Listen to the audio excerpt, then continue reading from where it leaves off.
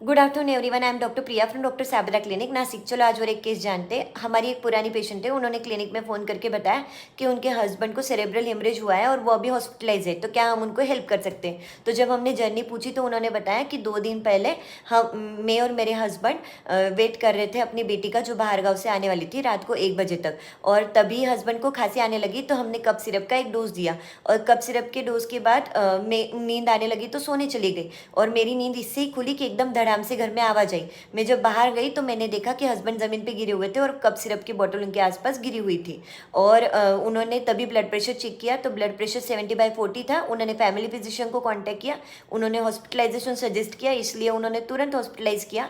MRI में उनको पता चला कि सेरेब्रल हेमरेज और एक्यूट इम्पैक्ट है। तो ये जर्नी के चलते जब हमने पूछा कि क्या बात बनी थी, तो बताया कि जो लड़की आने वाली थी बाहर गाँव से, उसका ही 2 साल पहले कोई जगह उन्होंने रिश्ता फिक्स किया था, और उनको बाद में पता चला कि लड़के को हीमोफीलिया है, इसलिए उन्होंने वो एंगेजमेंट तोड़ दी। तो कहीं ना कहीं तब से वो लड़की इनको रिप्रोचेस देती है हस्बैंड को।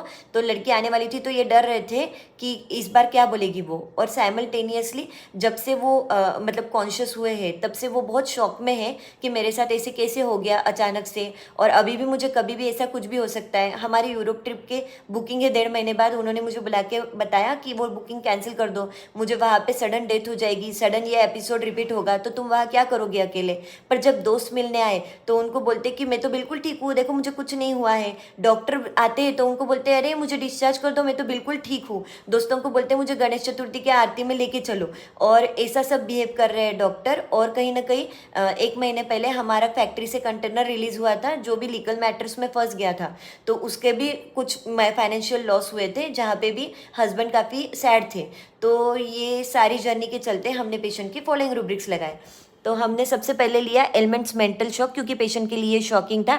एंग्जाइटी हेल्थ ओन हेल्थ, क्योंकि अभी उनको अपनी ही हेल्थ को लेकर चिंता लगने लगी। फियर अप्रोचिंग ऑफ, कि अभी बेटी क्या बोलेगी इस बार आके। Fear death of sudden death, क्योंकि मेरे को कभी भी सडनली डेथ हो जाएगी। फियर रिकरेंट, क्योंकि मुझे वापस वो एपिसोड रिलीज होगा। सैडनेस मनी फ्रॉम लूजिंग, क्योंकि कंटेनर के पैसे जो लॉस हुए उसके लिए। वेल से सिक मैन वेरी, क्योंकि जब दोस्तों को बताते डॉक्टर को बताते मुझे कुछ नहीं है। हेड में सेरेब्रल हेमरेज, और जनरल्स में मेडिसिन एलोपैथिक ओवर सेंसिटिवनेस इसलिए लिया क्योंकि कफ सिरप के साइड इफेक्ट में भी ये था, तो एक ही डोज से इनको वो साइड इफेक्ट तुरंत आ गया। कितने ही लोग न जाने वो कफ सिरप लेते होंगे। ये सारा रेपेट्राइजेशन करके हमने अर्निका 30 का एक डोज पेशेंट को दिया, और नेक्स्ट डे ही पेशेंट 70% बेटर था, और पेशेंट का बीपी भी सेटल हो गया, डॉक्टर ने डिस्चार्ज भी कर दिया, और पेशेंट अभी हमें मिलने आया है जो कि बहुत ही बेटर है। तो मुझे यही बताना है कि इतने एक्यूट केसेस में और इतने इमरजेंसी केसेस में भी होम्योपैथी की टोटलिटी अगर लेते हैं तो मेरेक्युलस रिजल्ट्स देखने को मिलते हैं। Thank you.